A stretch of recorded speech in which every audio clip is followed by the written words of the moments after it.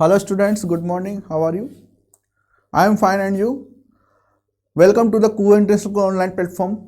आप सभी का स्वागत है यहाँ पर, बहुत बहुत स्वागत है ना। जैसे क्लास में रहता है, लेकिन क्लास में आप पढ़ते हो, ऑनलाइन लेक्चर नहीं पढ़ रहे हो आजकल, ठीक है। तो व्यूज़ कम आ रहे हैं बच्चों, ध्यान से पढ़ो उन चीज़ों को। चैप्टर लगभग ख़त्म हो जाएगा थोड़े दिन में हमारा, फिर नया अध्याय हम लोग स्टार्ट करेंगे, जैसा भी आप लोग बोलोगे जो आपको पढ़ना है, ठीक है। हम लोग दीद्रु आगुण पढ़ चुके थे। दीद्रु आगुण में हम लोगों ने सिंपल सी परिभाषाएं, उसकी अवधारणाएं, ये सब चीज़ें देख ली थी, है ना। अब यहाँ पर क्वेश्चंस किस टाइप के आएंगे वो हमें देखना है, लेकिन क्वेश्चन के पहले हम लोगों को एक चीज़ देखनी है यहाँ पे, उसका मात्रक। दीद्रु आगुण का जो मात्रक है वो हमें देखना है।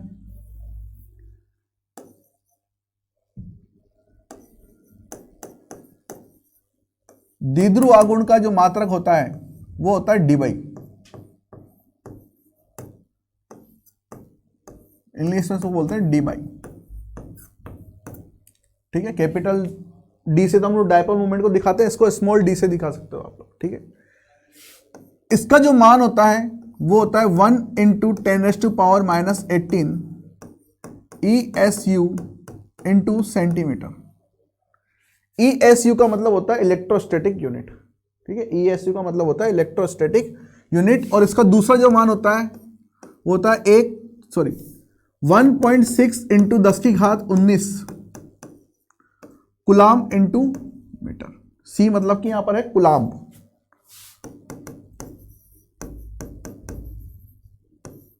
कुलाम आपने पढ़ा होगा, है ना, जो चार्ज होता है, आवेश होता है, उसका मात्रक होता है। तो हम लोग यही तो लिखते हैं mu equal to Q × D। Q का भी परिमाण लेते हैं हम लोग यहाँ पे, ठीक है। मोड लगा दो उसके, तो Q कुलाम इंटू D दूरी, दोनों के बीच में डिस्टेंस, ठीक है। तो ये मात्रक होता है इसका, ये मात्रक आप लोगों को याद रखना है।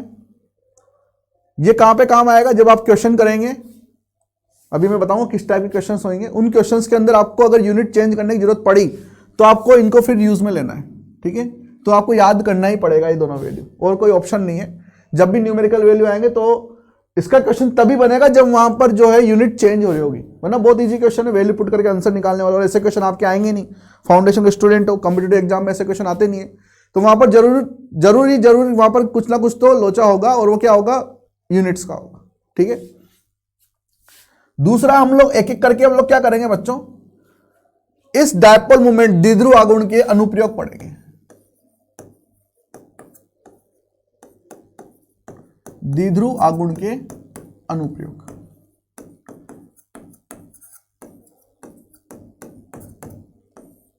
दीद्रु आगुण के अनुप्रयोग। तो सबसे पहला जो इसका अनुप्रयोग था, है ना, उसमें हम थोड़ा सा और इंक्लूड करेंगे चीजों को।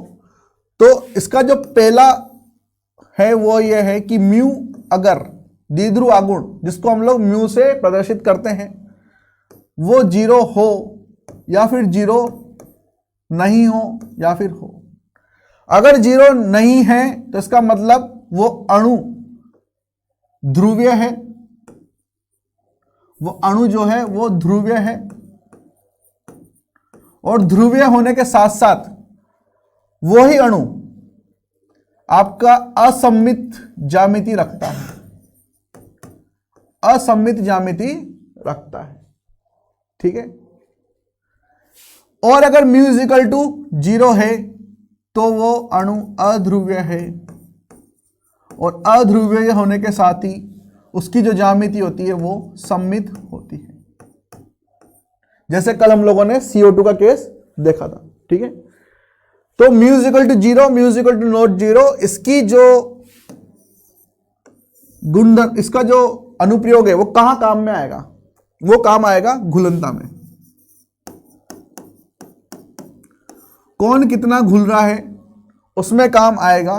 कैसे, हमेशा ध्रुवीय यौगिक या फिर अणु ध्रुवीय विलायक में ही घुलते हैं,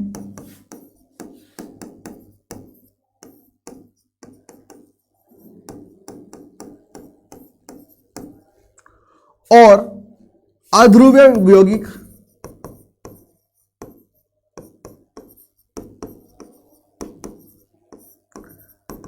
अध्रुवीय विलायक में घुलते हैं। ये 12th क्लास में जाओगे तो चैप्टर नंबर 1 में फिर से पढ़ोगे यही चीज, और यहां पर भी पढ़ रहे हो। वहां पर फिजिकल केमिस्ट्री में पढ़ोगे, यहां पर आप लोग इनऑर्गेनिक केमिस्ट्री में पढ़ रहे हो, बस बात इतनी सी है। ध्रुवीय यौगिक ध्रुवीय विलायक में घुलते हैं और अध्रुवीय यौगिक अध्रुवीय विलायक में घुलते हैं। और ये ध्रुवीय अध्रुवीय कैसे निकालते हैं हम लोग कल भी देख चुके हैं, ठीक है। जैसे कि NH3 है, आपको पता है कि NH3 का जो स्ट्रक्चर होता है कुछ इस टाइप का होता है, NHH, और यहां पर एक एकांकी इलेक्ट्रॉन युग्म होता है। तो जो म्यू है द्विध्रुव आगमन है, उसकी दिशा किस तरफ होती है? हमेशा ज्यादा इलेक्ट्रो नेगेटिव, मतलब विद्युत ऋणी तत्व की तरफ। ज्यादा विद्युत ऋणी कौन है? यहां पे नाइट्रोजन है। और अगर एकांक इलेक्ट्रॉन युग्म है तो उसकी तरफ, किधर से? केंद्रीय परमाणु से। तो टोटल मिलाकर कुल यहां पर क्या हो रहा है? परिणाम जो मिलेगा आपको जुड़ जाएगा। द्विध्रुव आगमन यहां पर क्या हो जाएगा? परिणामी जुड़ जाएगा। तो जुड़ जाएगा, इसका मतलब ये म्यू यहां पर जो है वो नॉट इक्वल टू 0 होगा, ये ध्रुवीय है। और इसको अगर मैं किसमें जोड़ दूं बच्चों, इसको किसमें घुलन करूं? अगर ये घुलनशील है किसके अंदर घोलता हूं मैं? किसमें? वाटर के अंदर, इस तरीके से। और वाटर का जो वाटर अणु जो रहता है, पानी का अणु, उसका स्ट्रक्चर ये रहता है। देखो ये संरचना रहती है इसकी, कोणीय संरचना, ये पिरामिडीय, ये कोणीय। तो यहां पर जो द्विध्रुव आगुण रहेगा वो हाइड्रोजन से ऑक्सीजन की तरफ रहेगा, और यहां पर केंद्रीय परमाणु से किसकी तरफ रहेगा? एकांक इलेक्ट्रॉन युग्म की तरफ, ठीक है। तो दोनों ही केस के अंदर ये दोनों क्या है? अध्रुवीय, सॉरी ये दोनों ही क्या है? ध्रुवीय है। तो ध्रुवीय के अंदर घुलनशील है। लेकिन NH3 को अगर मैं बोलूं कि आप इसमें घुल जाओ, किसमें? C6H6 में घुल जाओ, या फिर आप इसको घोल दो नेफ्थलीन के अंदर, ठीक है, या फिर आप इसको घोल दो अमोनिया के अंदर, एसिटिलीन के अंदर, या फिर आप इसको घोल दो किसके अंदर?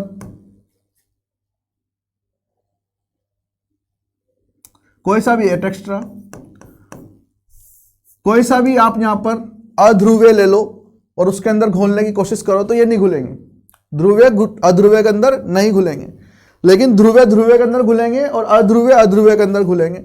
जैसे अगर मैं बोलूं आपको कि आप मीथेन को, मीथेन मतलब कि CH4 को इसमें घोल दो तो घुल जाएगा, इजीली घुल जाएगा। लेकिन अगर मैं बोलूं कि NH3 को आप इसमें घोलो तो नहीं घुलेगा, ठीक है।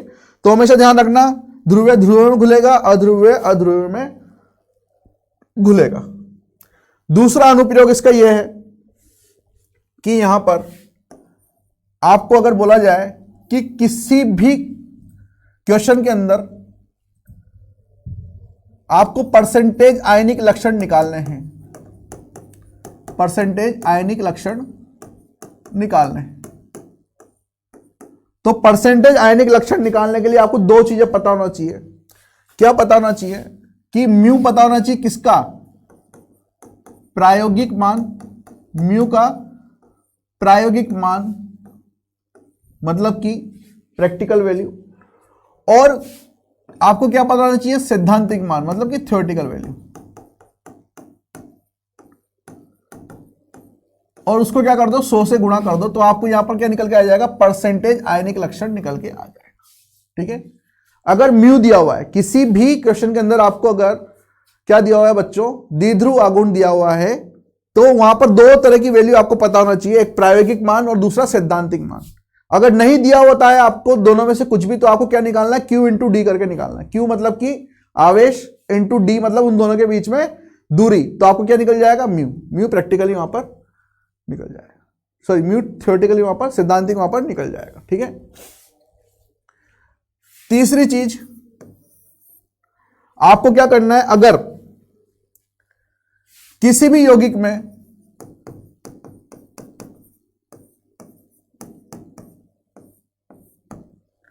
जैसे आपको बोल दिया जाए सिस फॉर्म है, या फिर इसको बोलो समपक्ष एवं विपक्ष रूप, समपक्ष एवं विपक्ष रूप,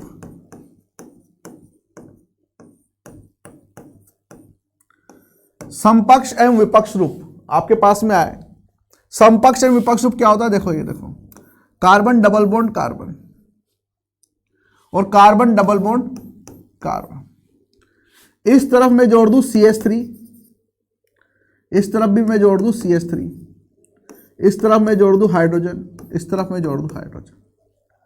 दूसरा अणु ये है CH3 H और H। दोनों को ध्यान से देखो गौर से और पता करो इनमें क्या अंतर है। इनमें अंतर आपको साफ दिखाई देगा कि ये जो डबल बॉन्ड है, ये जो डबल बॉन्ड है, इसके ऊपर की तरफ एक जैसे अणु है, यहां पर देखो CH3, और इसके नीचे की तरफ भी एक जैसे अणु है हाइड्रोजन। और यहां पर अगर आप ध्यान से देखोगे तो इसके ऊपर की तरफ अलग अलग अणु हैं और नीचे की तरफ भी अलग अलग अणु हैं जो जुड़े हुए हैं, ठीक है। तो इसको हम लोग बोलते हैं ज्यामितीय समावयवता। इसको हम लोग बोलते हैं बच्चों ज्यामितीय समावयवता, जो हम लोग कहां पढ़ेंगे, ऑर्गेनिक केमिस्ट्री में, ठीक है। ऑर्गेनिक केमिस्ट्री में हम लोग उस चीज को पढ़ेंगे। तो ऑर्गेनिक केमिस्ट्री में ज्यामितीय समावयवता में क्या होता है, अगर डबल बॉन्ड के द्विबंध के दोनों तरफ एक जैसे अणु अटैच हैं, एक जैसे अणु जुड़े हुए हैं, ये देखो एक जैसे अणु जुड़े हुए हैं, तो इसको हम लोग बोलते हैं समपक्ष रूप। इसको हम लोग बोलते हैं समपक्ष रूप।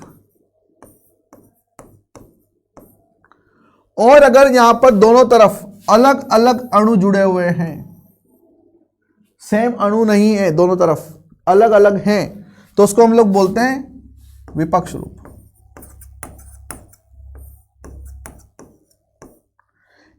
ठीक है, इसको सिस फॉर्म बोला जाता है और इसको ट्रांसफॉर्म बोला जाता है।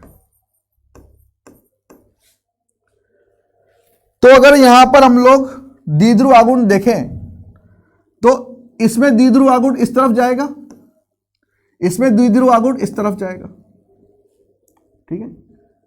बड़ा अणु द्विध्रुव आघूर्ण इस तरफ जाएगा। अब द्विध्रुव आघूर्ण अगर इस तरफ जा रहा है तो रिजल्टेंट किस तरफ जाएगा, इस तरफ जाएगा, परिणामी इस तरफ जाएगा, ठीक है। इन दोनों का परिणामी इस तरफ जाएगा, इसका मतलब ये जुड़ेगा, कुछ ना कुछ वैल्यू यहां पर आएगी और कुछ ना कुछ वैल्यू यहां पर आएगी, तो म्यू जो है वो 0 के बराबर नहीं होगा, 0 के बराबर नहीं होगा। और इसके अंदर क्या होगा बच्चों, देखो इसमें द्विध्रुव आघूर्ण की दिशा इस तरफ है और इसमें द्विध्रुव आघूर्ण की दिशा इस तरफ है। आप किसी भी एक अणु को पकड़ के चलो, हाइड्रोजन को पकड़ना है हाइड्रोजन को पकड़ो, इन दोनों को पकड़ना है तो इन दोनों को पकड़ो, ठीक है। तो CH3 की इस तरफ, इसमें CH3 की इस तरफ, मतलब एक दूसरे को क्या कर रहे हैं, कैंसिल आउट कर रहे हैं, एक दूसरे को क्या कर रहे हैं, कैंसिल कर रहे हैं, खत्म कर रहे हैं। और कैसे खत्म कर रहे हैं, पूरा पूरा खत्म कर रहे हैं, क्योंकि जितना CH3 इधर है जितना उतना ही CH3 इधर है, ठीक है। पूरा पूरा अगर खत्म कर रहे हैं एक दूसरे को, तो यहां पर जो म्यू है, यहां पर जो म्यू आएगा आपका वो आ जाएगा 0। यहां पर जो म्यू आएगा वो आएगा 0, ठीक है। इसका मतलब ये हुआ कि अगर एक जैसे अणु जुड़े हुए हैं द्विबंध के किसी भी एक तरफ, तो वो समपक्ष रूप दिखाएगा। इसका मतलब म्यू वहां पर नॉट इक्वल टू 0, 0 के बराबर नहीं होगा और वो ध्रुवीय यौगिक होगा। कौन सा यौगिक होगा, ध्रुवीय। उसमें कुछ कहीं ना कहीं ध्रुवीय गुण जरूर होंगे। अगर वो नॉट इक्वल टू 0 आ रहा है, 0 के बराबर नहीं है, द्विध्रुव आघूर्ण 0 के बराबर नहीं है, तो वहां पर कहीं ना कहीं ध्रुवीय गुण बच्चों जरूर पाए जाएंगे, ठीक है। और उसी तरीके से यहां पर देखो, अगर यहां पर ये रिजल्टेंट कैंसिल आउट हो रहे हैं एक दूसरे से और पूरे पूरे होंगे, देखो इधर CH3 उधर भी CH3, तो यहां पर म्यू जो है वो 0 है। और अगर म्यू यहां पर 0 है तो कहीं ना कहीं यहां पर अध्रुवीय गुण भी पाए जाएंगे। क्या होंगे, यहां पर अध्रुवीय गुण भी पाए जाएंगे, ठीक है। कहीं ना कहीं यहां पर अध्रुवीय गुण आपको मिलेंगे ही मिलेंगे, क्लियर। अब एक क्वेश्चन इसमें और वैरायटी आ सकती है, क्या कि यहां पर हम लोग क्या कर देंगे, दोनों CH3 जो जुड़े हुए हैं एक जैसे ही है ना, दोनों तरफ एक जैसे, दोनों तरफ एक जैसे। मैं क्या करूं कि ये जो एक जैसे है ना, इनको अलग अलग कर दूं, है ना। मतलब क्या करूं, अलग अलग टाइप के अणु वहां पे जोड़ दूं। जैसे यहां पर मैंने ले लिया है ब्रोमीन, ले लो, यहां पर मैंने ले लिया है फ्लोरीन, यहां पर हाइड्रोजन, यहां पर हाइड्रोजन। दूसरे एग्जाम्पल में इस तरफ फ्लोरीन, इस तरफ ब्रोमीन, इस तरफ हाइड्रोजन, इस तरफ हाइड्रोजन। ठीक है, तो देखने से आपको ये तो पता पड़ गया होगा कि समकक्ष रूप कौन सा है और विपक्ष रूप कौन सा है। डबल बॉन्ड के दोनों तरफ एक जैसे अणु हैं क्या? हाँ है, ये देखो हाइड्रोजन दोनों एक तरफ लग रहे हैं, तो ये समकक्ष रूप है, मतलब कि सिस फॉर्म। और इसमें दोनों हाइड्रोजन अलग अलग तरफ जा रहे हैं। देखो हाइड्रोजन से चेक करेंगे हम लोग कि ये तो दोनों अलग है, तो हाइड्रोजन चेक कर रहे हैं तो दोनों अलग अलग जा रहे हैं, तो ये हो जाएगा विपक्ष रूप। इसको हम लोग बोलते हैं ट्रांसफॉर्म, इसको हम लोग बोलते हैं ट्रांसफॉर्म। तो यहां पर अगर आप निकालने जाओ द्विध्रुव आघूर्ण, तो बच्चों यहां पर द्विध्रुव आघूर्ण निकालने के लिए क्या करना पड़ेगा? हमें म्यू की डायरेक्शन देखनी पड़ेगी, दिशा देखनी पड़ेगी द्विध्रुव आघूर्ण की। इधर की साइड जा रहा है फ्लोरीन, इधर की साइड जा रहा है ब्रोमीन। ठीक है, कार्बन से ज्यादा विद्युतरणीय होता है फ्लोरीन और कार्बन से ज्यादा विद्युतरणीय होता है ब्रोमीन। तो ये दिशा इस तरफ जा रही है, तो यहां पर ये रिजल्टेंट जो है ये जुड़ जाएगा। रिजल्टेंट क्या हो जाएगा? यहां पे जुड़ जाएगा म्यू आर। यहां पे ब्रोमीन की जगह आप क्लोरीन ले लो तो ज्यादा बेटर रहेगा बच्चों।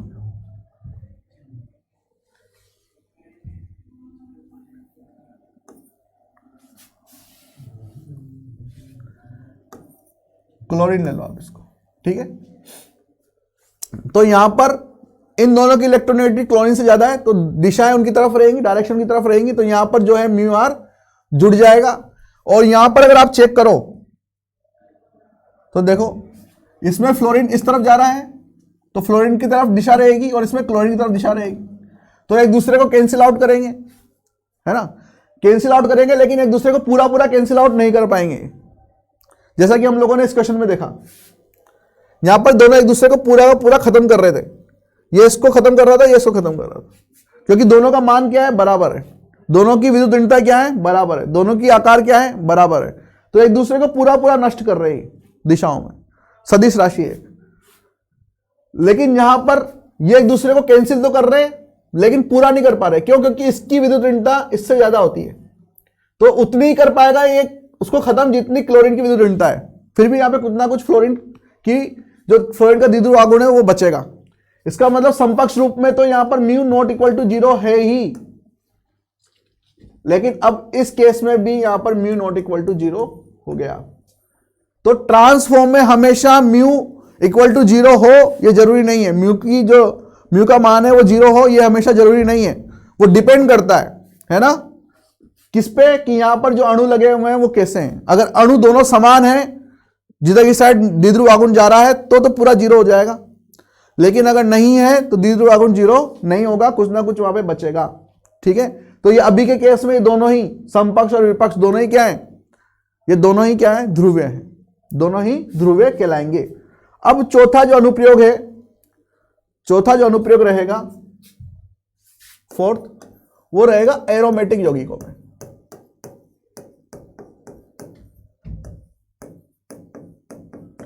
एरोमेटिक यौगिकों में द्विध्रुव आघूर्ण।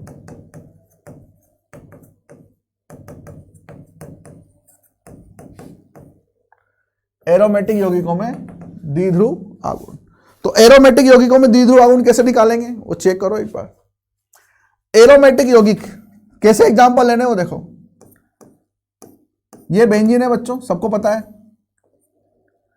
बेंजीन में मैं क्या कर रहा हूं? 2 क्लोरीन जोड़ रहा हूं। एक को जोड़ा मैंने 1 और 4 नंबर पर, दूसरे को मैंने जोड़ा किस पे? 1 और 2 नंबर पर, और तीसरे को मैंने जोड़ा 1 और 3 नंबर पर। तो 1 और 4 नंबर पर अगर एक जैसे एटम जुड़े हुए हैं तो इसको हम लोग बोलते हैं पेरा पोजीशन, पेरा, और इसको प्रदर्शित किया जाता है पी से, स्मॉल पी, पेरा से। ठीक है, 1 और 2 पे अगर जुड़ा हुआ है तो उसको हम लोग बोलते हैं ऑर्थो, इसको प्रदर्शित किया जाता है स्मॉल ओ से। और अगर 1 और 3 पर जुड़ा हुआ है तो उसको हम लोग बोलते हैं मेटा, स्मॉल एम से रिप्रेजेंट किया जाता है, इसको प्रदर्शित किया जाता है। ठीक है, इसका नाम होगा बच्चों पेरा, डाइक्लोरो बेंजीन।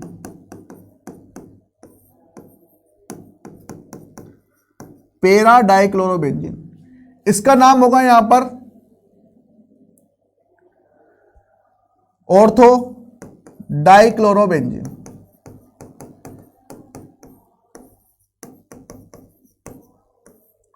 और इसका नाम यहां पे होगा मेटा डाइक्लोरोबेंजीन। Meta dichlorobenzene. अब देखो ध्यान से देखना इसको थोड़ा सा। यहां पर ये क्या है, कार्बन है। बेंजीन में सब जगह क्या है, कार्बन है। और कार्बन से क्या जुड़े हुए हैं, सीधे क्लोरीन जुड़े हुए हैं। तो कार्बन से ज्यादा विद्युत ऋणता रखते हैं क्लोरीन। तो दिशा किस तरफ रहेगी इनकी, इस तरफ रहेगी। द्विध्रुव आघूर्ण की दिशा इस तरफ जाएगी और इसमें भी इस तरफ जाएगी। तो देखो एक दूसरे के बिल्कुल अपोजिट, विपरीत दिशा में है ये दोनों। और दोनों की डायरेक्शन जो है द्विध्रुव आघूर्ण की एक दूसरे के विपरीत है। तो एक दूसरे को क्या करेंगे, कैंसिल आउट करेंगे और पूरा पूरा कैंसिल आउट करेंगे, पूरा पूरा खत्म करेंगे। क्यों करेंगे, क्योंकि यहां पर भी क्लोरीन है और यहां पर भी क्लोरीन है। विद्युत ऋणताओं का अंतर जो है वो समान है, मतलब विद्युत ऋणता एक जैसी है दोनों जगह। तो पूरा खत्म करेंगे, पूरा खत्म करेंगे तो यहां पर जो म्यू है वो आएगा इक्वल टू 0। इसका मतलब डाइक्लोरोबेंजीन एक तरीका का क्या है, अध्रुवीय यौगिक। एक तरीके का अध्रुवीय यौगिक है। लेकिन यहां पर आप चेक करो, यहां पर ये म्यू इधर जाएगा, इसमें म्यू इधर जाएगा और परिणामी रिजल्टेंट जो आएगा वो कहीं इस जगह पे आएगा बीच में। ठीक है, यहां पर म्यू इस तरफ जा रहा है, यहां पर म्यू इस तरफ जा रहा है और परिणामी कुछ यहां पर बीच में आ रहा है, म्यू आर। तो ये दोनों म्यू आर जो है किस पे डिपेंड कर रहे हैं, ये डिपेंड कर रहे हैं कॉस थीटा पे। ये डिपेंड कर रहे हैं कॉस थीटा पे, मतलब इनडायरेक्टली ये किस पे डिपेंड कर रहे हैं, थीटा पे। ठीक, ये थीटा से प्रभावित हो रहे हैं दोनों, क्योंकि सदिश राशि। और हम लोगों ने बोला था कि म्यू रिजल्टेंट जब भी निकालना है तो हमें क्या देखना है, mu resultant is equal to होगा under root mu 1 square plus mu 2 square plus 2 mu 1 mu 2 cos theta. ये हम लोगों ने देखा था। तो थीटा की वैल्यू पे डिपेंड करेगा।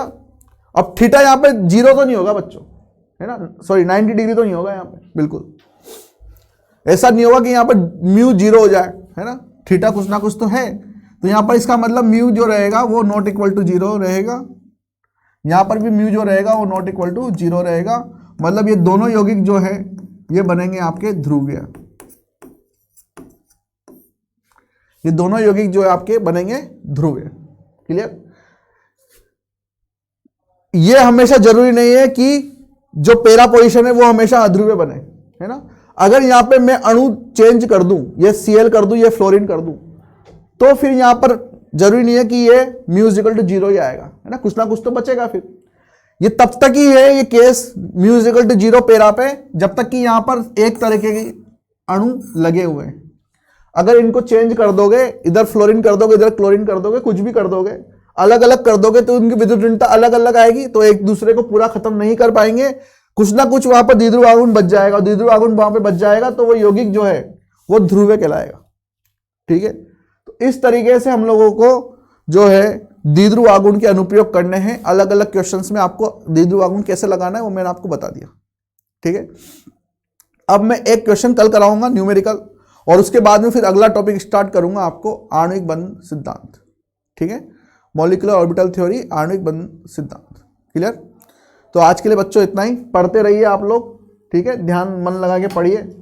थोड़े दिनों में अपना ये टॉपिक भी, चैप्टर भी खत्म हो जाएगा, फिर हम लोग अगले चैप्टर की तरफ चलेंगे। क्लियर है। आज के लिए इतना है बच्चों, कल फिर मिलते हैं। Thank you very much.